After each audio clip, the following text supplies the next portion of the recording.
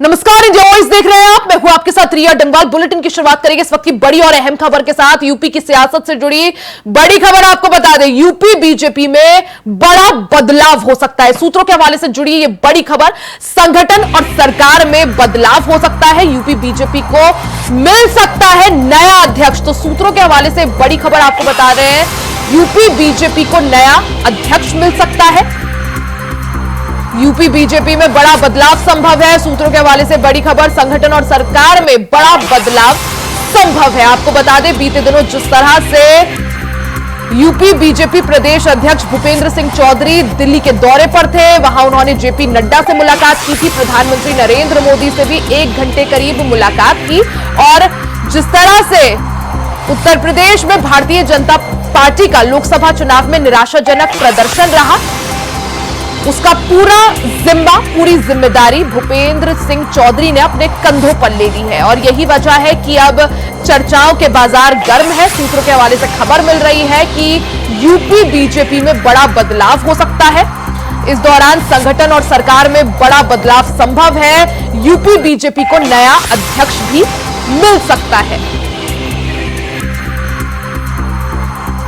तो लगातार कई नेताओं के बयान सामने आ रहे थे, जिसमें पूर्व राज्य मंत्री का भी बयान सामने आया था, जिसमें उन्होंने भूपेंद्र सिंह चौधरी से उत्तर प्रदेश में मिली हार के बाद इस्तीफा देने की मांग की थी। बीजेपी प्रदेश अध्यक्ष के पद से इस्तीफा देने की मांग की थी, जिसके बाद लगातार चर्चाओं के बाजार गर्म थे। हालांकि अब सूत्रों के हवाले से खबर है कि यूपी बीजेपी में बड़ा बदलाव हो सकता है। ज्यादा जानकारी के लिए सीधा रुख करेंगे संवाददाता कृष्णा मिश्रा का। कृष्णा, भूपेंद्र सिंह चौधरी बीते दिन दिल्ली के दौरे पर थे, जेपी नड्डा से मुलाकात की, पीएम मोदी से मुलाकात की, और अब खबरें कि बड़ा बदलाव उत्तर प्रदेश बीजेपी में संभव है। क्या जानकारी आपके पास? देखिए, यह 2024 लोकसभा चुनाव संपन्न होने के बाद लगातार भारतीय जनता पार्टी में भूचाल की स्थिति बनी हुई है। एक के बाद एक बैठकें हो रही हैं। भारतीय जनता पार्टी के शीर्ष नेता लगातार उत्तर प्रदेश के दौरे पर हैं, तो वहीं पर जो उत्तर प्रदेश के प्रदेश अध्यक्ष हैं भूपेंद्र चौधरी, उनकी मुलाकात हुई है। जो है पहले जेपी नड्डा से हुई मुलाकात, उसके बाद दूसरे दिन प्रधानमंत्री नरेंद्र मोदी से उन्होंने मुलाकात किया और 1 घंटे लगभग ये चर्चा चली है। और प्रधानमंत्री नरेंद्र मोदी से मुलाकात के बाद भूपेंद्र चौधरी ने जो उत्तर प्रदेश में भारतीय जनता पार्टी को जो एक बड़ा झटका लगा है, उसके जिम्मेदार भी खुद को माना है। और इसी आधार पर जो है, जो सूत्रों की माने तो खबर निकल के आ रही है कि भारतीय जनता पार्टी के जो प्रदेश अध्यक्ष उत्तर प्रदेश के हैं भूपेंद्र चौधरी, वो अपना इस्तीफा भी सौंप सकते हैं। क्योंकि ये पूर्व में भी ऐसा कई बार हुआ है, जब कलराज मिश्रा प्रदेश अध्यक्ष थे, विनय कटियार प्रदेश अध्यक्ष थे, और जब पार्टी की स्थिति डगमगाई थी तो उन प्रदेश अध्यक्षों ने इस्तीफा दिया था। तो बीजेपी के लिए कोई ये नई बात नहीं है। लेकिन लगातार 2 दिन जब प्रदेश अध्यक्ष भूपेंद्र चौधरी की मुलाकात होती है, जिस दिन प्रदेश अध्यक्ष भूपेंद्र चौधरी की मुलाकात प्रधानमंत्री नरेंद्र मोदी से होती है, जैसे ही वो बैठक खत्म होती है उसके तुरंत बाद प्रधानमंत्री नरेंद्र मोदी की मुलाकात जो है गृह मंत्री अमित शाह से होती है, और उसमें तमाम जो है बातों पर चर्चा किया जाता है। तो उत्तर प्रदेश में संगठन और सरकार में जो है दोनों तरह ये कयास लगाया जा रहा है कि दोनों जगह बड़े फेरबदल देखने को मिल सकता है। फिलहाल उत्तर प्रदेश में 10 विधानसभा सीटों पर उपचुनाव होना है, और 10 विधानसभा सीटों के उपचुनाव तक प्रदेश अध्यक्ष भूपेंद्र चौधरी बरकरार रहेंगे। जो सूत्र का कहना है कि विधानसभा के उपचुनाव तक प्रदेश अध्यक्ष को नहीं हटाया जाएगा। वहीं अगर सरकार की बात करें तो सरकार में जब विधानसभा के उपचुनाव संपन्न होंगे तो उसके बाद जो लोकसभा सीट खाली हुई है, जतिन प्रसाद जो लोकसभा सांसद बने हैं, पीडब्ल्यू विभाग के वो मंत्री भी थे, तो तमाम बड़े नेता हैं उत्तर प्रदेश के जो पीडब्ल्यूडी विभाग पर अपना जो है घात लगाए बैठे हैं। और उस रेस में भी है कि कृष्णा, लेकिन एक तरफ उत्तर प्रदेश में पूरी तरह से भूचाल आ रखा है। भारतीय जनता पार्टी की बात करें तो कभी अंतरकलह की बात, कभी कुछ विधायकों के बगावती सुर, संगठन, सरकार, देखा जाए तो कुल मिलाकर चल क्या रहा है उत्तर प्रदेश भारतीय जनता पार्टी में? देखिए, अगर यह भूचाल की बात करें तो भूचाल अब थमता हुआ दिखाई दे रहा है, क्योंकि प्रदेश अध्यक्ष भूपेंद्र चौधरी ने जिस तरीके से हार का जिम्मेदार खुद को बनाया है, उसके बाद अब कोई सवाल ही नहीं उठता कि चुनाव किसके वजह से हारा गया है। वो उसने साफ तौर पे प्रदेश अध्यक्ष भूपेंद्र चौधरी की जब मुलाकात हुई है प्रधानमंत्री नरेंद्र मोदी से, तो इसका जिम्मा उन्होंने लिया है। और अब जो है हार पे जो बयानबाजी थी वो भी थमती हुई दिखाई दे रही है। ना तो अब किसी नेता का ऐसा बयान आ रहा है, लेकिन सरकार को संगठन को हमेशा बड़ा बताया जा रहा है। और इसी क्रम में जो है तमाम जो नेता थे वो जो सरकार को छोटा और संगठन को बड़ा बताने की बात कर रहे थे। तो संगठन का दायित्व प्रदेश अध्यक्ष भूपेंद्र चौधरी संभाल रहे थे और उनके दौरान ये जो है घटनाएं घटी हैं। जिस तरीके से भारतीय जनता पार्टी एक मजबूत स्थिति में उत्तर प्रदेश में थी, लेकिन इस बार के लोकसभा चुनाव में उसको निराशा लगी है।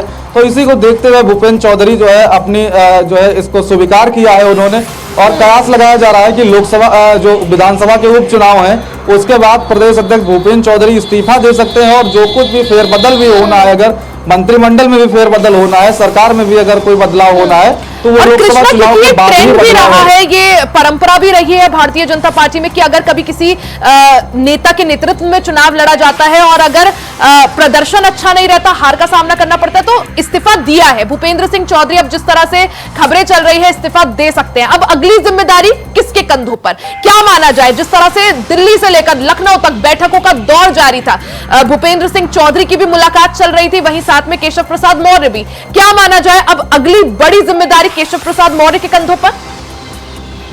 देखिए, केशव प्रसाद मौर्य की अगर बात करें रिया, तो जिस तरीके से केशव प्रसाद मौर्य 2017 में भारतीय जनता पार्टी उत्तर प्रदेश के प्रदेश अध्यक्ष थे और उस जब विधानसभा के चुनाव हुए 2017 में, तो भारतीय जनता पार्टी की पूर्ण बहुमत की सरकार बनी और उसी को दोहराते हुए केशव प्रसाद मौर्य ने अपना एक ट्वीट भी किया था जिस पर समाजवादी पार्टी पर उन्होंने निशाना साधा था।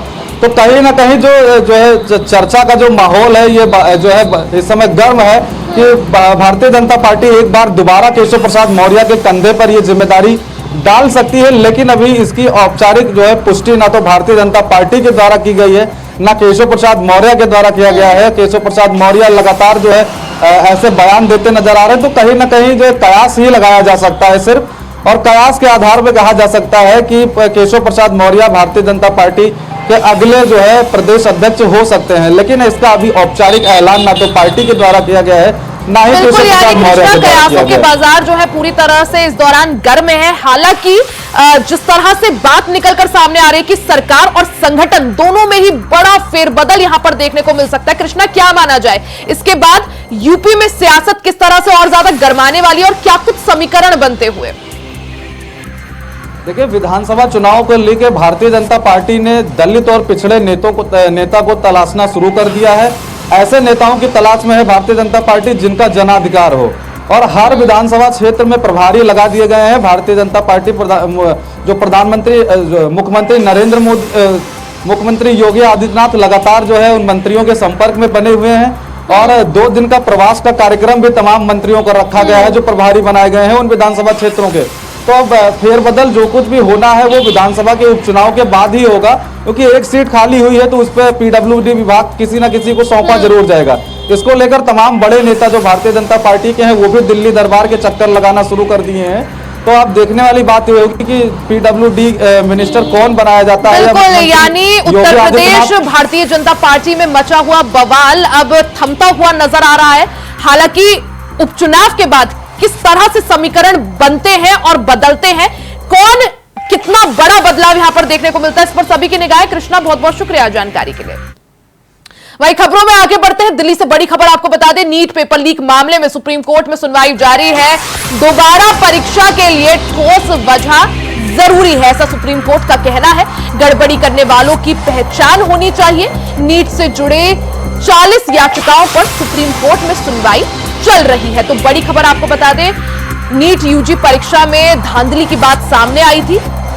कई सारे लोगों तक इसके तार जुड़ते हुए नजर आए थे। हालांकि सीबीआई इस मामले की जांच कर रही है, लेकिन नीट पेपर लीक से जुड़ी 40 याचिकाओं पर सुप्रीम कोर्ट में सुनवाई चल रही है। सुप्रीम कोर्ट में सुनवाई जारी है। हालांकि जो परीक्षार्थी है वो लगातार दोबारा परीक्षा की मांग कर रहे हैं। हालांकि सुप्रीम कोर्ट का यहां पर कहना है कि दोबारा परीक्षा के लिए ठोस वजह की जरूरत है। गड़बड़ी करने वालों की पहचान होनी जरूरी है। तो नीट पेपर लीक का मामला पूरी तरह से गर्माता हुआ यहां पर नीट पेपर लीक से जुड़ी 40 याचिकाओं पर सुप्रीम कोर्ट आज सुनवाई कर रहा है। सुप्रीम कोर्ट में सुनवाई लगातार जारी है। हालांकि यहां पर जो छात्र हैं, जो परीक्षार्थी हैं, उनका बार बार यही कहना है कि परीक्षा फिर से करवाई जानी चाहिए। ज्यादा जानकारी के लिए सीधा रुख कर लेते हैं संवाददाता अजय चौहान का। अजय, नीट पेपर लीक से जुड़ा है पूरा मामला जिसमें सुप्रीम कोर्ट 40 याचिकाओं पर एक साथ सुनवाई कर रहा है, क्या निकल कर आया है अब तक की सुनवाई में? रिया, हम लोग बताते हैं कि जिस तरह से नीट परीक्षा में जो धांधली गई थी और पेपर लीक हुआ था, उसमें काफी जो तार थे वो काफी लंबे फैले हुए थे, जिसमें जांच किया गया। एनआईटी को भी जवाब देना पड़ रहा है, लेकिन साथ में बताते हैं सुप्रीम कोर्ट ने एक चीज सामने कहा था, जिस तरह से 2024 में 12 राज्यों को केंद्र मानव शासित किया था, तो उसके अंदर सीजीआई की रिपोर्ट सामने आई थी कि 100 में से जो एक आंध्र प्रदेश की बात है 7 टॉपर्स आए थे, वहीं पर बिहार में 7 टॉपर आए थे। जो अलग अलग राज्य हैं उनमें कई ऐसे राज्य हैं जहाँ पर सब टॉपर आए थे, उसको लेकर सवाल करा। तो वही सवाल किया कि जबकि एससीजी के जब गया था पिछले साल तो 100 रैंक वाले 18 राज्यों में केंद्र शासित प्रदेश थे, जिसमें 56 शहरों में स्थित 95% बच्चे फेल हुए थे। लेकिन इस बार जो पेपर लीक में जो बच्चे पास हुए हैं अलग अलग राज्यों में, कहीं 6 बच्चे टॉपर किए हैं, कहीं भी 5 किए, कहीं 7 किए, तो इसमें कैसे सवाल खड़ा हुआ आखिरकार ये जो मामला नीट का है वो पूरा। लेकिन जो परीक्षा को लेकर के जो केंद्र जो छात्र थे जिन्होंने जहां पर उनका सेंटर था वो सेंटर बदल दिया गया था, उस पर सवाल खड़ा कि आखिरकार जहां उनका सेंटर था वहां से दूसरी जगह सेंटर क्यों गया, उसमें जवाब मांगा गया। बिल्कुल अजय, कई तरह के जवाब यहां पर हालांकि सुप्रीम कोर्ट की तरफ से मांगे गए हैं, लेकिन सवाल अभी भी यही बरकरार, जिस तरह से जो परीक्षार्थी हैं, जो अभ्यर्थी हैं, वो बार बार फिर से परीक्षा करवाने की बात यहां पर कर रहे हैं। इस पर सुप्रीम कोर्ट का क्या कुछ कहना है, क्या कुछ रुख? देखिए, सुप्रीम कोर्ट ने पहले साफ कर दिया था जो बच्चे टॉपर हुए हैं उनकी परीक्षा को लेकर कहा था, जिसके अंक सही आए हैं, जो नीचे तो उनका परीक्षा नहीं हो पाएगी। लेकिन जो टॉपर किए हैं जिनके अंक ज्यादा आए उनको लेकर के सवाल है कि उनकी परीक्षा दोबारा करी जाए। वही सवाल है सुप्रीम कोर्ट ने कहा आखिरकार इन बच्चों का सेंटर क्यों बदला गया, उनको इन्वॉल्व थे उनको भी जवाब तलब किया गया। तो अब इसमें देखना होगा एनटीए का जो सवाल है कि आखिरकार देखिए में पहले ही आ गया था, पहले सस्पेंड हुए थे। सवाल है कि जिस तरह से भागलपुर से जो बिहार से पेपर लीक हुआ था उसमें सवाल खड़ा हुआ, लेकिन जो टॉपर हैं उनकी परीक्षा को लेकर के जरूर सुप्रीम कोर्ट कह रहा है कि इनकी परीक्षा कराई जाए, यानी कि टॉपर की यानी अजय, जिस तरह से आपने कहा कि जो टॉपर्स हैं उनकी परीक्षा फिर से करवाने के लिए यहाँ पर बात चल रही है, कितने ऐसे टॉपर्स इसमें शामिल हैं जिनकी परीक्षा दोबारा होना संभव है? जो टॉपर है संख्या काफी है, क्योंकि पेपर लीक काफी मामला कई राज्यों में फैला हुआ था, कई टीचरों के डॉक्टर भी इसमें इन्वॉल्व थे उनके माध्यम से। तो देखिए जितने भी अभी लिस्ट निकल के आ रही है, जितने टॉपर्स हैं 100% जो मार्क्स लाए हैं उनकी परीक्षा दोबारा कराने की बात कही जा रही है। लेकिन जो और अन्य बच्चे थे उनका भी ये कहना है कि सभी के साथ दोबारा से पेपर कराया जाए ताकि सभी का साथ। लेकिन उसमें बिल्कुल जो बच्चे हैं वो लगातार यही मांग कर रहे हैं, क्योंकि धांधली हुई है तो उनका यही कहना है कि फिर से परीक्षा कराई जाए। लेकिन सुप्रीम कोर्ट ने फिलहाल के लिए अपना रुख जो है बिल्कुल स्पष्ट रखा है। हालांकि सुनवाई के बाद क्या कुछ निकलकर सामने आता है, अजय आप उस पर नजर बनाए रखें। बहुत बहुत शुक्रिया जानकारी के लिए। वहीं खबरों में आगे बढ़ते हैं, बात दिल्ली की कर लेते हैं। सूत्रों के हवाले से बड़ी खबर, यूपी उपचुनाव में एक सीट आरएलडी को बीजेपी दे सकती है। मीरापुर विधानसभा सीट आरएलडी को भारतीय जनता पार्टी दे सकती है। आरएलडी की बीजेपी से 3 सीटों की डिमांड है। तो सूत्रों के हवाले से बड़ी खबर आपको बता रहे हैं, जिस तरह से उत्तर प्रदेश में 10 विधानसभा सीटों पर उपचुनाव होना है, आरएलडी भारतीय जनता पार्टी से 3 सीटों की इस उपचुनाव में डिमांड कर रही है। वहीं दूसरी तरफ भारतीय जनता पार्टी 1 सीट देने को तैयार यहां पर फिलहाल नजर आ रही है। तो सूत्रों के हवाले से बड़ी खबर आपको बता रहे हैं, यूपी में 10 सीटों पर विधानसभा का उपचुनाव होना है। ऐसे में आरएलडी जो है वो 3 सीटों की डिमांड भारतीय जनता पार्टी से कर रही है। हालांकि बीजेपी की तरफ से अभी तक 1 ही सीट देने की बात सामने आई है। मीरापुर विधानसभा सीट आरएलडी को बीजेपी इस दौरान दे सकती है। हालांकि अभी तक इस पर कुछ भी निर्णय सामने नहीं आया है, कोई औपचारिक ऐलान इसका नहीं हुआ है। लेकिन सूत्रों के हवाले से आपको खबर बता रहे हैं कि बीजेपी आरएलडी को उपचुनाव में 1 सीट दे सकती है। 1 सीट देने पर यहां पर सहमति बनी हुई है। तो दिल्ली से सूत्रों के हवाले से बड़ी खबर आपको बता दें, उपचुनाव में 1 सीट बीजेपी आरएलडी को दे सकती है। मीरापुर विधानसभा सीट आरएलडी को भारतीय जनता पार्टी दे सकती है। आरएलडी ने हालांकि 3 सीटों की डिमांड की थी, लेकिन बीजेपी 1 सीट देने को राजी हुई है। सूत्रों के हवाले से खबर आपको बता रहे हैं, आरएलडी ने उपचुनाव में, क्योंकि 10 सीटों पर उपचुनाव होना है, ऐसे में आरएलडी ने 3 सीटों की डिमांड की थी, जिसमें से बीजेपी 1 सीट देने को फिलहाल राजी है। ज्यादा जानकारी के लिए सीधा रुख कर लेते हैं कृष्णा मिश्रा का। कृष्णा, एक तरफ समाजवादी पार्टी और कांग्रेस के बीच सीट शेयरिंग का फॉर्मूला तय होता हुआ दिखाई दे रहा है, वहीं दूसरी तरफ सूत्रों के हवाले से खबर कि भारतीय जनता पार्टी एक सीट आरएलडी को दे सकती है, क्या जानकारी?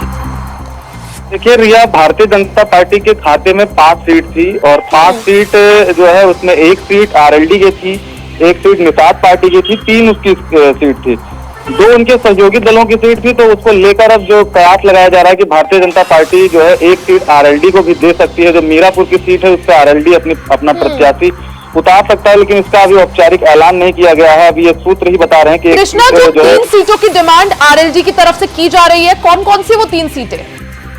देखिए, पश्चिमी उत्तर प्रदेश की 3 सीटों पर आरएलडी जो है मांग कर रही है, लेकिन भारतीय जनता पार्टी मीरापुर जो विधानसभा सीट है उसी सीट को लेकर आरएलडी के सामने भारतीय जनता पार्टी के शीर्ष नेतृत्व ने एक प्रस्ताव रखा है और आरएलडी के जो है प्रमुख से कहा है कि आप एक ऐसा जनप्रतिनिधि, एक ऐसा अपने पार्टी का नेता दीजिए जो जिसका एक अच्छा जनाधार हो और जो पार्टी के हित में काम कर सके। क्योंकि भारतीय जनता पार्टी अब ऐसे किन्हीं नेताओं को अपने पार्टी या अपने किसी संगठन में जो उनके साथ जो उनके जो है सहयोगी दल है उनमें ऐसे किसी नेताओं को टिकट नहीं देना चाहती जो कहीं ना कहीं विवादों के घेरे में दिखते हुए दिखाई पड़े। क्योंकि जिस तरीके से ओम प्रकाश राजभर की पार्टी के विधायक जो है उनके ऊपर एक बड़ा आरोप लगा, तो इसको देखते हुए भारतीय जनता पार्टी ने आरएलडी के सामने 1 सीट देने की बात रखी है। आरएलडी फिलहाल 3 सीटें मांग रही है, लेकिन भारतीय जनता पार्टी की तरफ से जो प्रस्ताव रखा गया है वो 1 सीट देने का प्रस्ताव है और उसमें कंडीशन ये रखी गई है कि एक ऐसा जनप्रतिनिधि हो, एक ऐसा नेता हो जो जमीनी स्तर से, जो जमीन से जुड़ा हुआ नेता हो। जिस तरह से 10 विधानसभा सीटों पर उपचुनाव होने हैं, जिनमें से जो 5 सीटें थी वो पहले से समाजवादी पार्टी के कब्जे में, 5 एनडीए के कब्जे में, जिसमें एक आरएलडी की और एक निषाद पार्टी की। आरएलडी के साथ कुछ बात बनती हुई हालांकि नजर आ रही है। क्या माना जाए, जो दूसरी सीट है जिसमें पहले निषाद पार्टी का कब्जा था,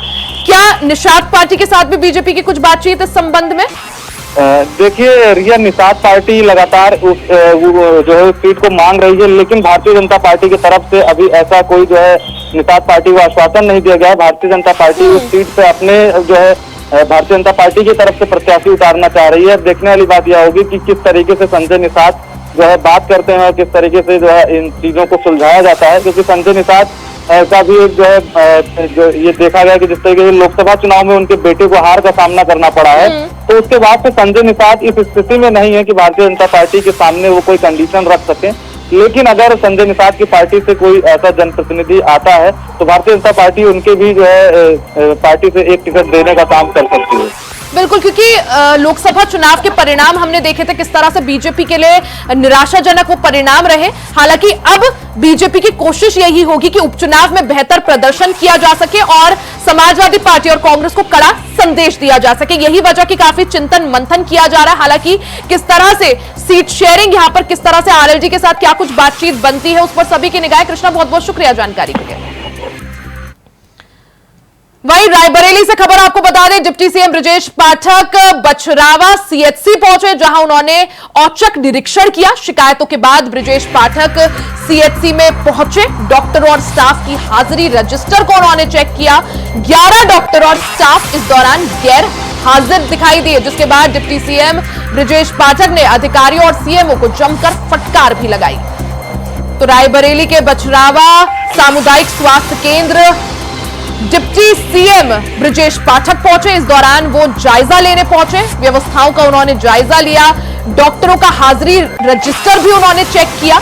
इस दौरान आपको बता दें कि कई शिकायतें डिप्टी सीएम ब्रजेश पाठक को प्राप्त हो रही थी सामुदायिक स्वास्थ्य केंद्र से जुड़ी, जिसके बाद अचानक वो वहां पर पहुंचे, जिसके बाद उन्होंने व्यवस्थाओं का जायजा लिया, निरीक्षण किया, डॉक्टरों का हाजिरी रजिस्टर भी चेक किया और इस दौरान 11 डॉक्टर और मेडिकल स्टाफ गैर हाजिर वहां पर दिखाई दिए। गैर हाजिर वो थे, जिसके बाद डिप्टी सीएम ब्रजेश पाठक ने सीएमओ को जमकर फटकार भी लगाई।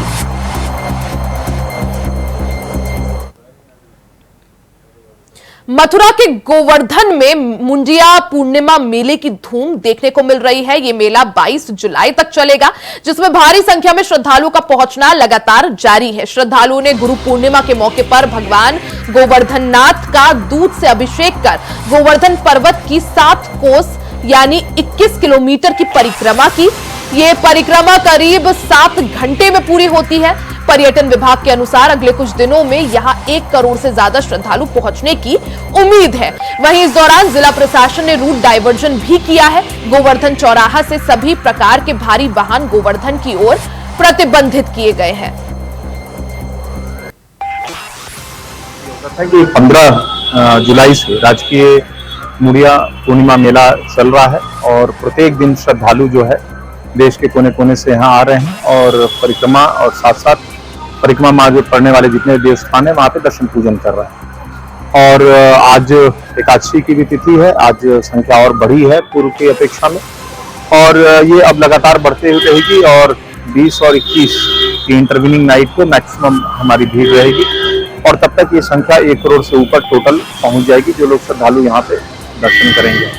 जहाँ तक व्यवस्थाओं का प्रश्न है, अगर सुरक्षा व्यवस्था की बात किया जाए और भीड़ प्रबंधन का, तो पूरे मेला क्षेत्र को 9 सुपर जोन, 21 जोन और 62 सेक्टर्स में डिवाइड करके हमारी 35 अस्थायी चौकियां, हमारे वॉच टावर्स और यातायात सुचारू रूप से रहे, इसके लिए सभी जो गोवर्धन मेला क्षेत्र में आने वाले जितने रोड हैं उन सभी पे पार्किंग की व्यवस्था, बैरियर की व्यवस्था और परिक्रमा मार्ग पे अंदर साइड के जो रोड्स है उससे गाड़ी ना जाए उनके लिए बैरिकेडिंग की व्यवस्था की जा चुकी है।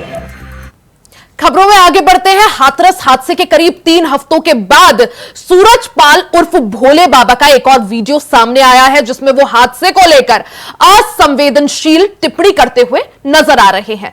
वीडियो में वो कह रहे हैं कि घटना के बाद मैं बेहद दुखी हूं, लेकिन जो होना तय है उसे कौन रोक सकता है। जो आया है उसने एक ना एक दिन जाना ही है।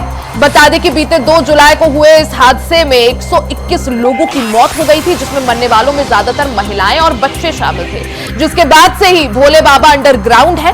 मामले में 11 लोग जेल जा चुके हैं। हालांकि मामले में सरकार की तरफ से भोले बाबा को क्लीन चिट मिली हुई है। नारायण साकार हर की संपूर्ण ब्रह्मांड में सदा सदा के लिए जय जयकार हो। हम 2 जुलाई की घटना के बाद से बहुत ही अवसाद से ग्रसित हैं, लेकिन होनी को कौन टाल सकता है। जो आया है उसे एक दिन तो जाना ही है, भले कोई आगे पीछे हो। नारायण। खबर लखनऊ से है, जहां लखनऊ के कान्हा उपवन के पास बने गोदाम में आबकारी टीम की तरफ से छापेमारी की गई, जिसमें टीम ने नादरगंज में 1450 लीटर अवैध स्पिरिट बरामद की है जो जहरीली शराब बनाने में उपयोग होती है। इसके अलावा 32 लीटर मिलावटी पेट्रोल भी बरामद किया गया है। वहीं मौके से 6 तस्करों को भी गिरफ्तार किया है, जिनके खिलाफ सरोजनी नगर थाने में मुकदमा दर्ज कर आगे की कार्रवाई शुरू कर दी गई है।